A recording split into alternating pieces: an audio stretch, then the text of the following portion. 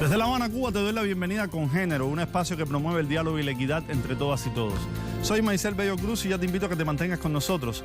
Hoy en nuestro tema En Perspectiva analizaremos la situación de violencia política que vive Tamara Núñez del Prado en Bolivia.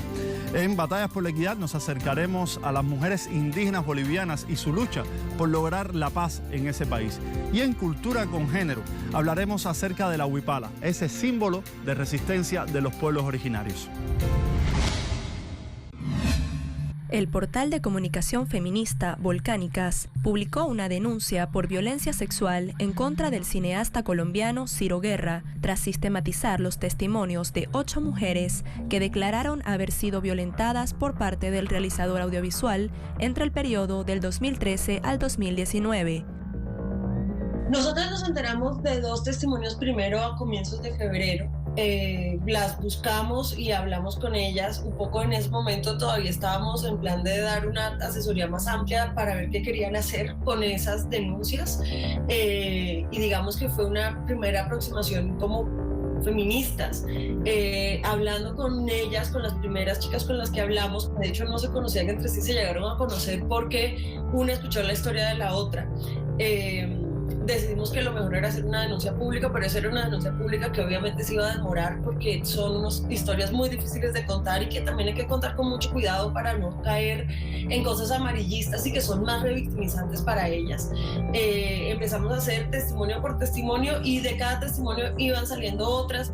Ciro Guerra calificó como falsas y malintencionadas las denuncias en su contra a través de un video publicado por su equipo de prensa.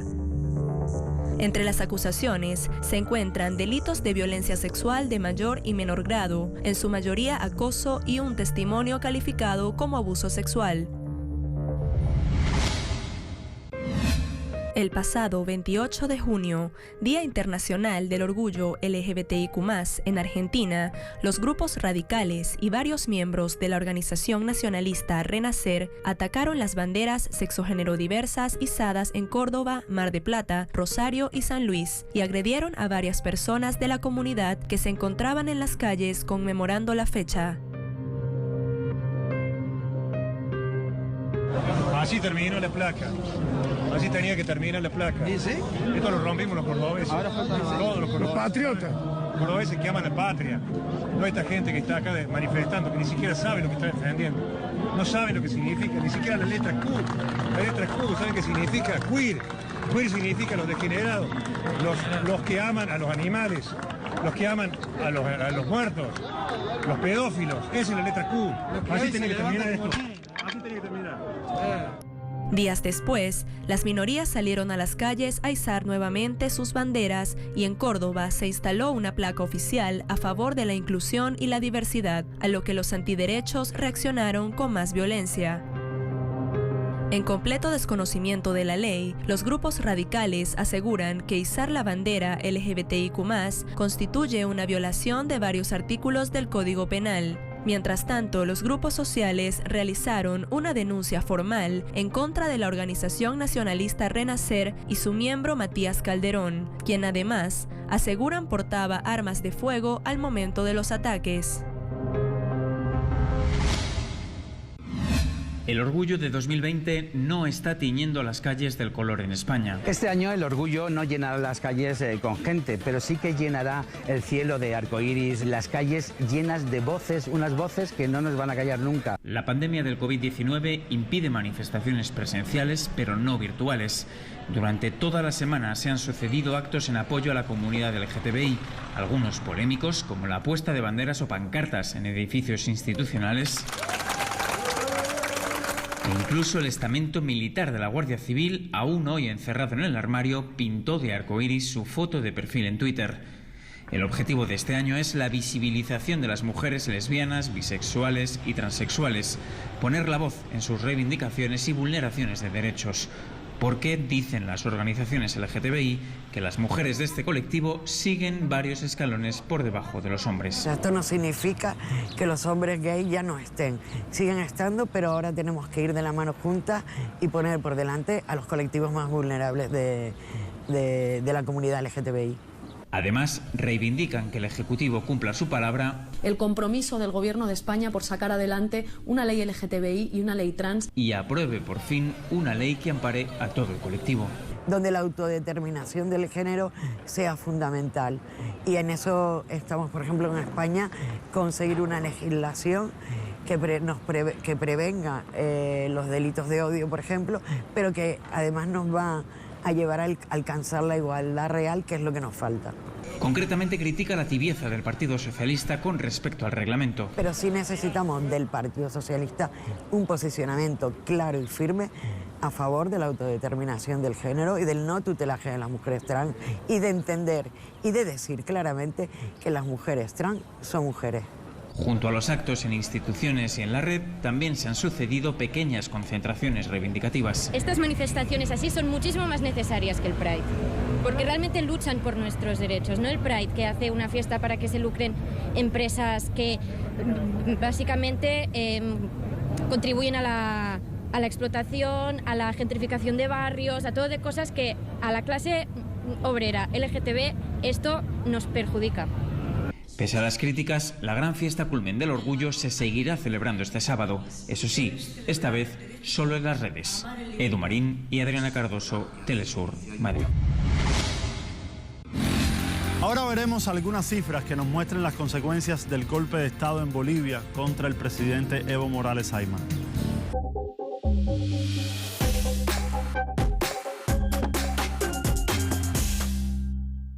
A 13 años de la toma de poder del presidente Evo Morales en Bolivia, son diversos los avances en materia de inclusión a las minorías sociales.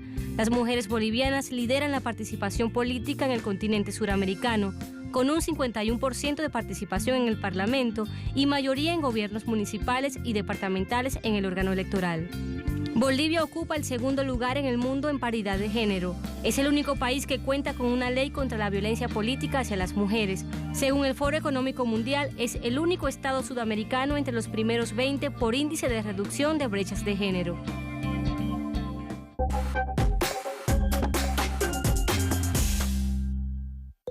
Paridad de género. Se entiende como paridad de género el principio político que tiene como finalidad garantizar la equidad entre hombres y mujeres en el acceso a cargos de representación política, toma de decisiones en materia de proyectos de ley y políticas públicas e igualdad de oportunidades en procesos como elecciones y definición de candidaturas. Después del golpe de Estado del año 2019 contra el presidente Evo Morales Ayma, la activista Tamara Núñez del Prado, una mujer trans y defensora de los derechos humanos, ha sido víctima en numerosas ocasiones de actos de violencia física y digital que han puesto en peligro tanto su vida como la de sus familiares. Veamos.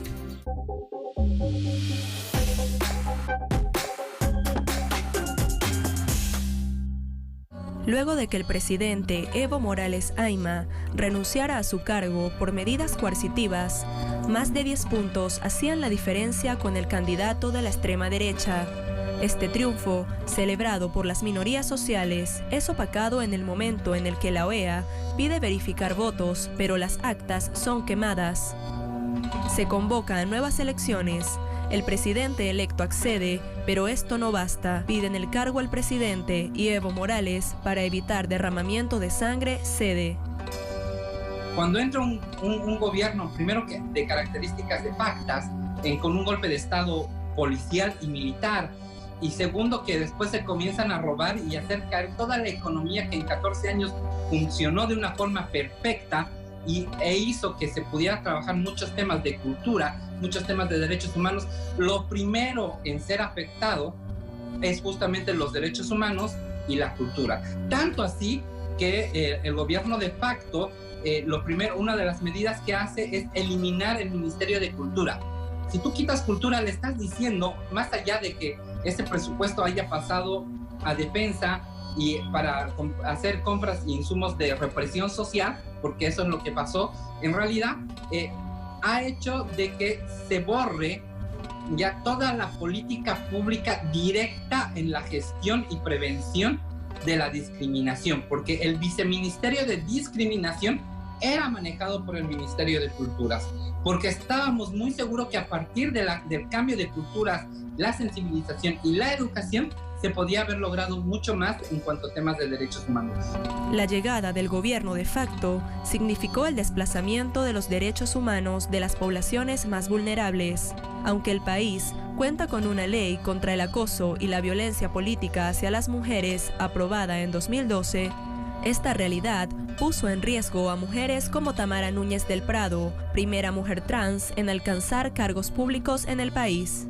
El 2 de noviembre me llega una nota escrita, o sea, impresa, porque no podía identificar palabras, o sea, letras de alguien, donde decía que me iban a matar y que si yo defendía al gobierno de Evo Morales, por maricón iba a morir. Entonces ya había una carga ahí por mi identidad de género y por mi orientación sexual ante la defensa que yo hago. Hay que aclararle al público de que en algún momento yo fui parte de la Defensoría del Pueblo de Bolivia, fui la primera mujer trans en Bolivia en ser servidora pública y posteriormente fui la primera mujer trans en pertenecer al circuito de las Defensorías del Pueblo a nivel mundial. Tamara Núñez comienza a ser víctima de acoso y violencia política y psicológica poco antes del golpe de Estado. Tamara decide resguardar su integridad física, pero continúa militando a través de las redes sociales, lo que provocó que los ataques en su contra se intensificaran por esta vía. De ahí posteriormente hubieron amenazas, tanto vía telefónica a mi persona como a mi hija, ¿no? Le decían, dile a tu mami que se cuide, y pues ya era algo muy directo el ataque a mi familia y a mí. En ese sentido me puse en resguardo y comencé a atacar digitalmente al gobierno golpista y denunciar también el golpe de Estado. Y es ahí donde comienza el acoso digital. Tengo como por lo menos unos 200 mensajes donde amenazas de diferentes personas de la sociedad, entre comillas, pero yo estoy muy segura que esto ha sido muy planificado. El hostigamiento en su contra a través de las redes sociales se vuelve sistemático, pero no es todo. Grupos organizados empiezan a abordar los espacios de trabajo y socialización de Tamara hasta imposibilitarla por completo a salir a la calle. A partir de que comienzan a salir eso, yo ya no puedo salir a la calle.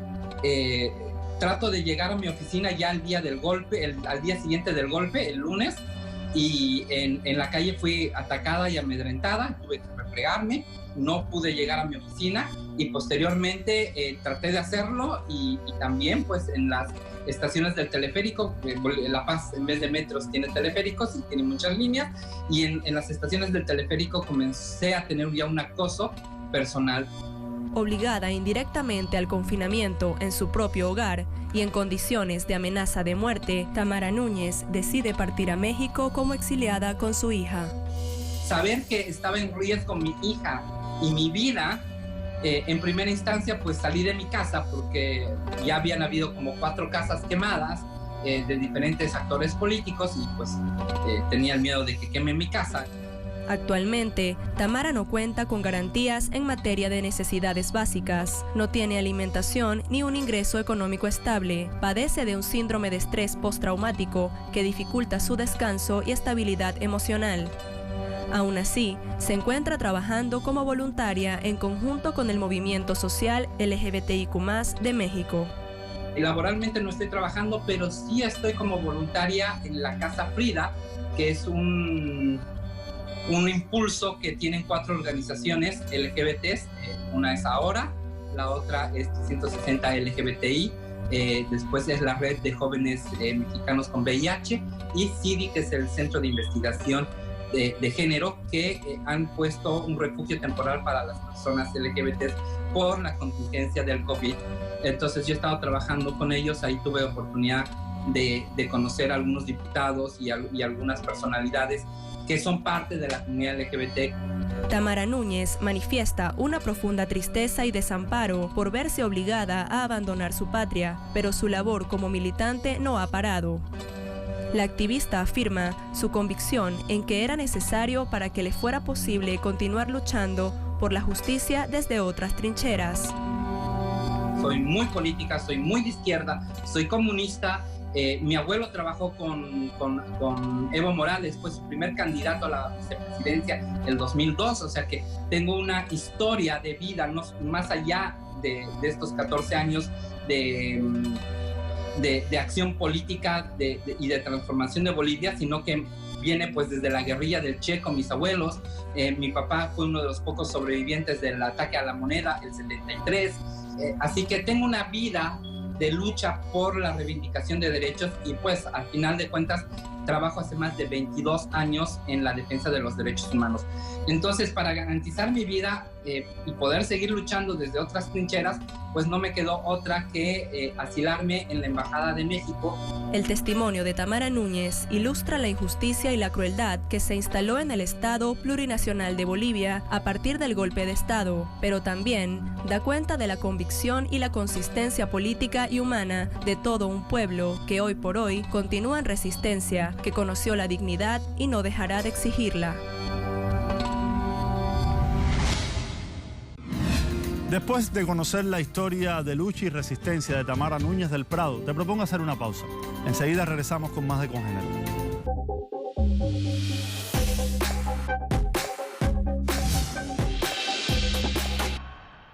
Hoy en Batallas por la Equidad veremos cómo las mujeres indígenas bolivianas continúan su lucha por devolverle la soberanía y la justicia a ese país.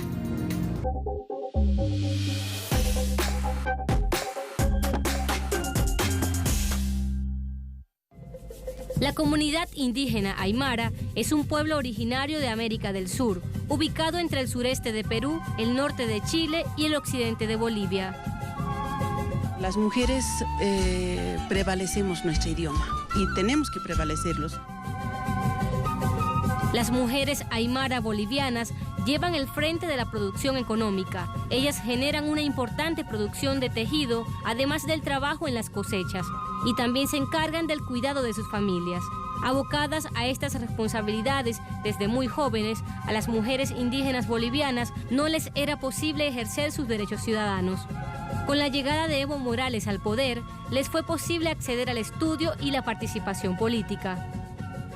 Las mujeres no tenemos que olvidarnos. Las mujeres antes no estábamos visibilizadas, las mujeres estábamos marginadas de todo. Las mujeres no teníamos tierra, las mujeres no teníamos derecho a votar, muchas otras cosas, ¿no? Las mujeres no teníamos educación. Antes tal vez las mujeres ni siquiera no podíamos ponernos nuestro sombrero, ¿no? Como decía la Remedios Loza mismo, ¿no? Porque al Congreso tenías que bajarte el sombrero, porque una cholita está completa, digamos, de mujer de pollera tiene que tener sombrero, pollera, todo. Entonces, si estás así, sin sombrero, ya es otra cosa, ya no es lo mismo, que te falta algo, ¿no? Poco a poco va, digamos, avanzando, como la mujer ya tiene, digamos, derecho a la educación, derecho a la tierra, mucho más avanzado. Este proceso de cambio, digamos, nos ha tomado en cuenta la mujer como mujer de verdad. Entonces, las mujeres ya tenemos espacio en cualquier, digamos, en instituciones, puede ser por ejemplo, vemos las mujeres que están en parlamento. A principios del 2019 se crea la Organización de Mujeres Unidas para Vivir Bien, un espacio político en el que las mujeres del pueblo boliviano concentran sus fuerzas por la defensa de su participación política y en apoyo al proceso de cambio en Bolivia. A ellas se les reconoció como ciudadanas sin prohibirles vivir su identidad de mujeres aymara libremente. Las mujeres unidas para vivir bien y en defensa del proceso de cambio son 10 mujeres valientes que ese día se han comisionado y también, digamos, coordinar con las mujeres en las provincias, en los ayllus, en las comunidades. Hay concejalas, hay alcaldesas, de verdad las mujeres viven día a día, digamos, en carne propia, cómo es, digamos, qué es lo que quiere la mujer. Porque nadie está diciendo nada, si no pueden los varones, aquí estamos las mujeres, decían, ¿no? Pero ¿por qué no? Ya haremos una comisión, pero nosotros somos de aquí, de los ayllus, de las comunidades del Departamento de La Paz. Entonces las mujeres podemos, ahí nosotros tenemos Onda, tenemos ahí La Piedra, Piedra Macho, ahí tenemos nuestra coca, nuestra huipala, decía, ¿no? Entonces, ¿por qué no? Al presidente le invitamos, nosotros queríamos tener entrevista, ese día nosotros queremos estar presentes y para decirles así de frente que nosotros estamos con él, con el presidente, y no que no estén mintiendo la derecha al 21F, nosotros tenemos que defenderlos. Las mujeres aymara tienen su fortaleza en la preservación y defensa de su memoria histórica. Hoy son protagonistas del proceso de transformación política de la Revolución Boliviana. La huipala es un símbolo de resistencia de los pueblos originarios. Hoy en Cultura con Género queremos profundizar un poco más en su significado.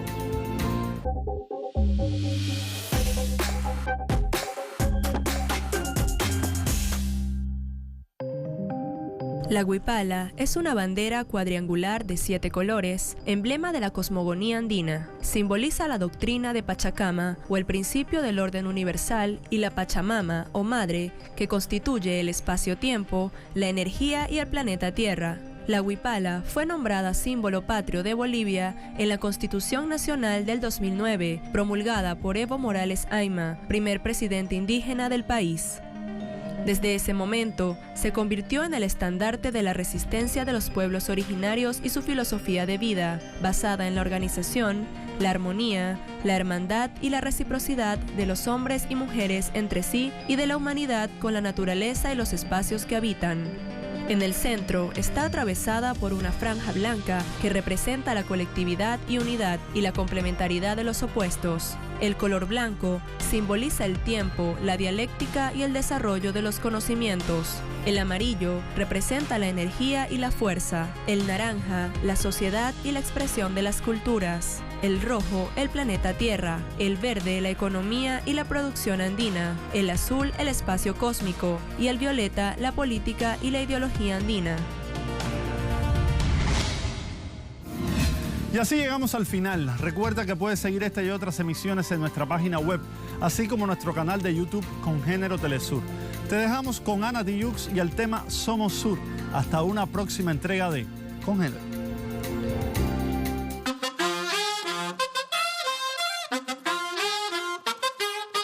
Tú nos dices que debemos sentarnos, pero las ideas solo pueden levantarnos, caminar, recorrer, no rendirse ni retroceder, ver, aprender como esponja, absorber. Nadie sobre todos, faltan todos, suman todos para todos, todo para nosotros. Soñamos en grande que se caiga el imperio, lo gritamos algo, no queda más remedio.